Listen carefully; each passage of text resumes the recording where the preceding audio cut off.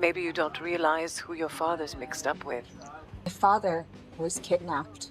This girl named Maya is experiencing a difficult loss, the death of her mother, Laura, whom she devotedly cared for as a nurse during the last 9 exhausting months. Laura was the true embodiment of Buddhist principles and selflessly helping others. Maya's older sister, Jess, idealizes their late mother and believes that Maya has followed in her footsteps by devotedly caring for her until the very end. However, in reality, Maya is completely emotionally exhausted. She even sought temporary solace in harmful addictions and nightclubs, trying to escape reality. At Laura's funeral, their long-estranged father Sam suddenly appears, which really shocks both sisters. They immediately suspect that he must have some ulterior motive for showing up, since he disappeared from their lives long ago. Despite her initial reluctance, Maya decides to give him a chance to explain himself, and they go to a small bar nearby to talk. Sam explains that he is now in the real estate business, and unexpectedly wants to offer Maya a high-paying job with an incredible salary of $1,000 a day. The job involves showing luxurious elite properties in New York to wealthy foreign clients, mainly from Egypt and India. Initially, her main task is to personally meet potential clients in Cairo and then accompany them to the United States to view properties. Sam sincerely admits that it is entirely his fault they lost contact and asks her to let him try again to be a real caring father to her. Maya is so emotionally exhausted that she desperately wants personal freedom. She was almost ready to accept the offer when she returned home. But her sister Jess categorically distrusts their father and tried to dissuade her from this dubious idea. However, Sam had already sent her tickets by email with everything paid for in advance. So Maya quickly packed her things and went straight to the airport, ignoring her sister's warnings. At the airport, Maya met Sam at the boarding gate. They boarded a comfortable plane together, and Sam handed her a thick envelope with cash, full payment for a week's work in advance. On the plane, the flight attendant addressed her father as Mr. Robertson. Mr. Robertson? No, not for me. Thank you. She must be tired. Which surprised Maya, as she knew that this was not his real surname. She begins to suspect that her father has some kind of shady illegal past, but he denies this and assures her that everything is above board. While he stepped away to use the restroom, she seized the moment and quickly retrieved his United Arab Emirates passport. There, his official name was listed as Samuel Robertson. At dawn, their plane landed in Egypt, and right at the airport exit, they were greeted by Sam's old friend and business partner, a man named Khalil. They drove through the streets of bustling Cairo and checked into a hotel. In the evening, her father found an old photo of their happy family, taken when they once visited Egypt together. Maya was only 6 years old at the time. Remember that trip? She and her father went to the majestic ancient pyramids. At the local market, the girl discreetly stole a small decorative figurine from a merchant. Maya directly asked her father who this mysterious Robertson really was. Don't lie to me. The least you can do is tell me the truth. But at first he only vaguely explained that it was just a working pseudonym for business. She categorically refuses to believe this, and he finally admits that in his dark past, My clients were sometimes a little sketchy. How are they sketchy? so he constantly had to work under a false name. He openly admits that he systematically laundered the dirty money of these dubious clients through complex transactions with elite real estate.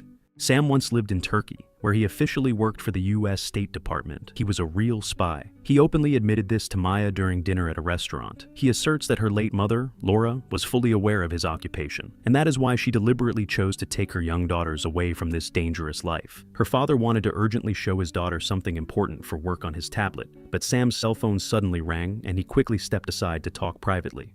In just a few minutes, the alarmed father urgently called Maya. Maya, leave the restaurant, now.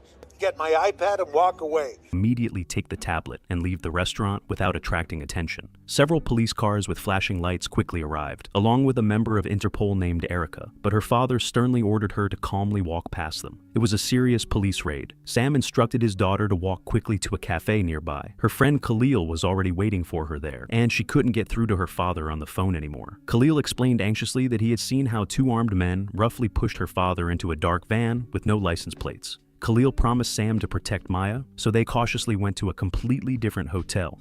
Suddenly, the frightened girl received an unexpected call from an unknown number. An unknown threatening man briefly handed the phone to Sam himself. He tried to calm his daughter down and quickly explained the critical situation. It turned out that his old criminal life was not really over, and he had now been kidnapped by dangerous armed bandits demanding that he hand over a very important item. He quickly dictates the secret password for his iPad, her birthday. He tells her to immediately open the calendar app, where an important meeting is clearly scheduled for tomorrow morning. She must arrive at that specific meeting on time, give Sam's full name, and she will be handed something very important.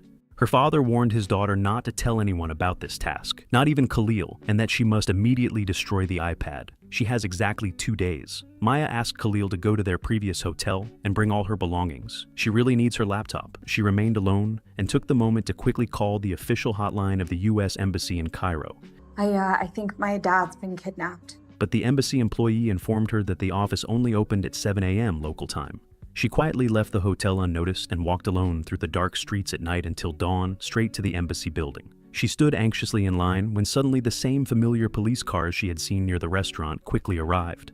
Khalil unexpectedly found her and brought her things. He explained that her father was being actively hunted, so it was absolutely impossible to go to the American embassy now because of the danger. He asked her to really help Sam.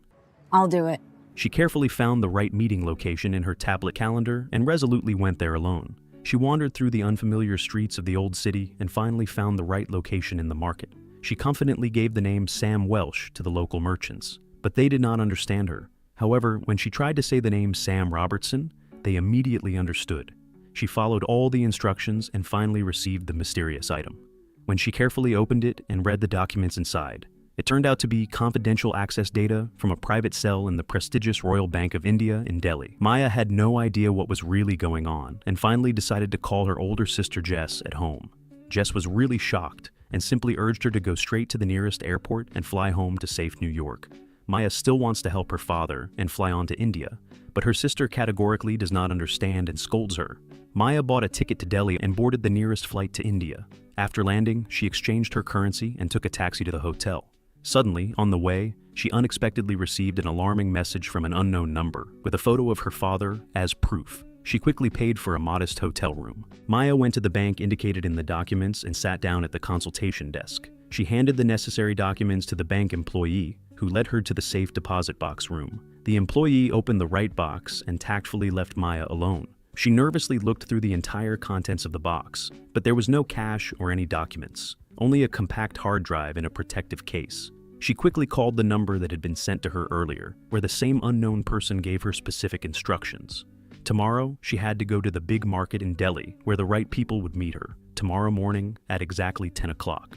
She began to Google detailed information from the documents, which clearly stated the unfamiliar name of Rajar Singh. Her careful analysis revealed that he was a 24-year-old talented hacker and criminal who had been hunted by Interpol and was eventually eliminated because he had stolen top-secret data from U.S. military systems. Maya was truly shocked because the article stated that the police were still searching for the hacker's dangerous foreign partner named Sam Robertson. Now, Maya finally understood that Sam was seriously involved in something very dangerous and criminal. The next day, the girl went to the market, hoping to finally end this story. She was met by an unknown man with a tense face, and suddenly a phone rang. It was her father on a video call, his face looking exhausted. He told her to give the hard drive to this man, and then everything would be fine. Suddenly, the police patrolling the market noticed the man behind the girl and unexpectedly chased after him. Several officers quickly caught him, and Maya, seizing the moment, ran in the opposite direction. She grabbed a scarf from a counter and covered her head.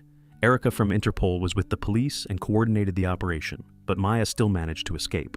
Almost immediately, her father's kidnapper called her, and she nervously explained that his man had just been caught at the market. He coldly ordered her to go straight to the train station, take the next train to Mumbai, and his people would meet her there. He also warned her that the secret services were tracking her, so she had to immediately throw away her phone.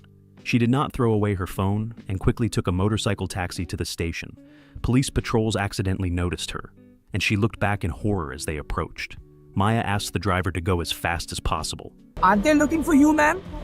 It's my ex-boyfriend. He'll kill me if he finds me. They turned into a narrow street, but police cars blocked them in a dead end. The driver tried his best to maneuver through the streets, demonstrating incredible driving skills. In the end, thanks to his skillful maneuvers, they made it to the station. She paid him generously and hurriedly boarded the train to Mumbai. Suddenly, a woman named Emily entered her compartment. Maya cautiously introduced herself under a false name, calling herself Carol. Exhausted, Maya quickly fell asleep, and when she woke up, the stranger was talking about herself. She was going to her boyfriend, and they worked as missionaries. Maya immediately remembered her late mother, who thought the same way and dedicated her life to helping others. Maya took her father's iPad and went to his gallery, looking for clues. She looked sadly at an old family photo from Egypt. The girl turned on her phone and found dozens of missed calls from her sister Jess.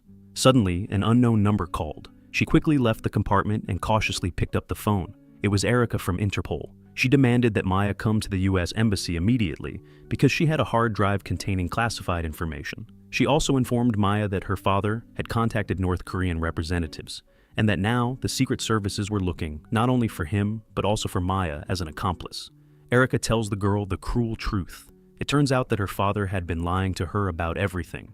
In fact, Sam had safely left Egypt on a private plane, cynically using his trusting daughter as an executor of his dangerous tasks. The girl was deeply shocked and, in a fit of despair, threw her phone out of the window.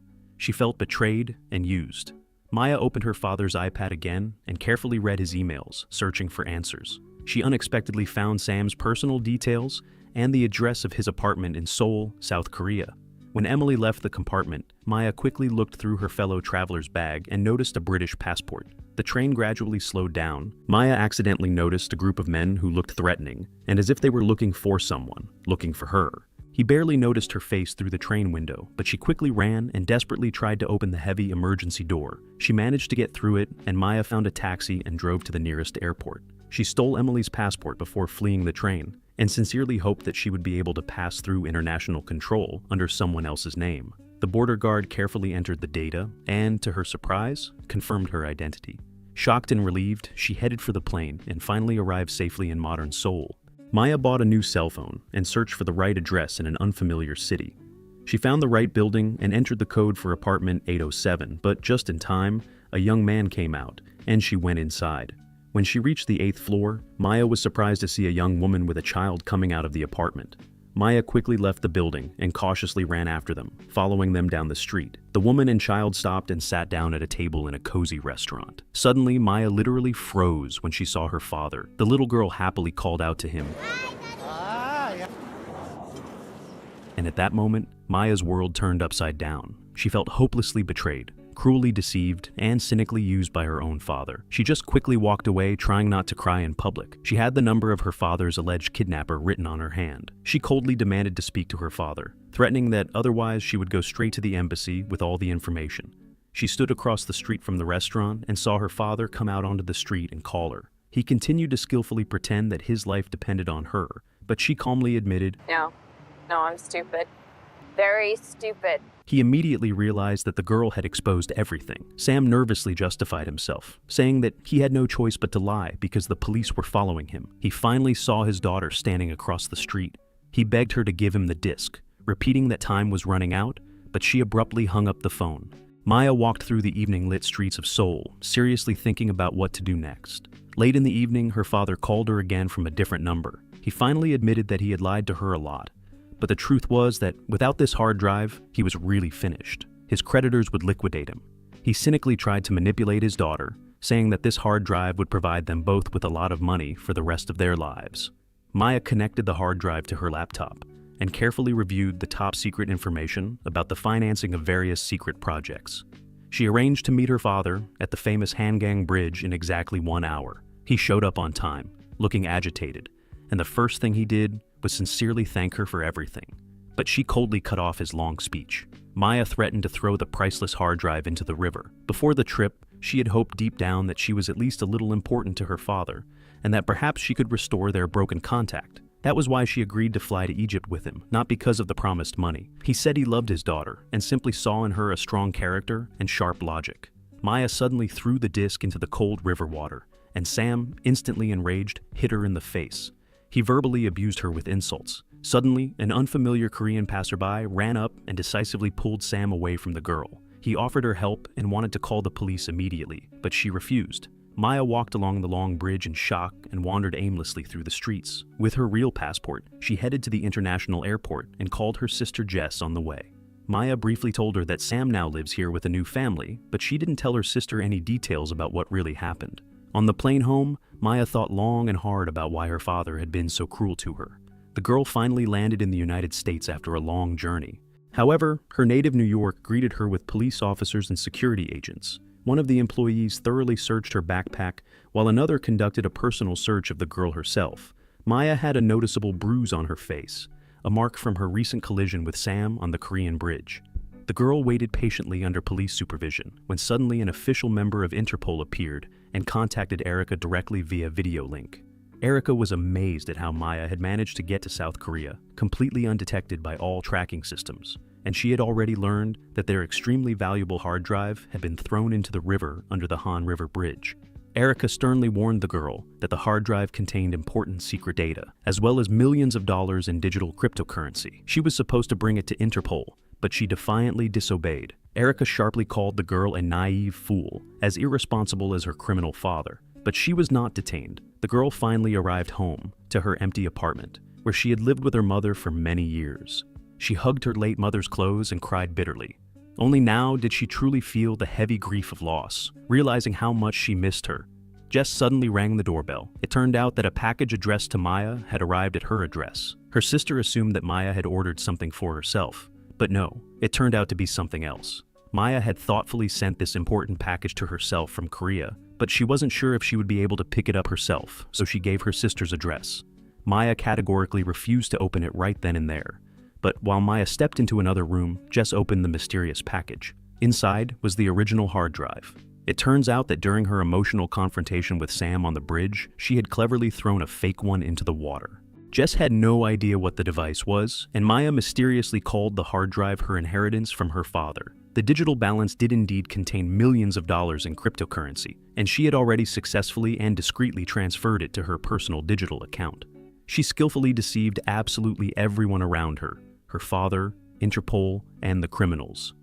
Maya evolved from a naive, vulnerable daughter into a cunning woman who finally took complete control of her own life and future, albeit in such a dark way.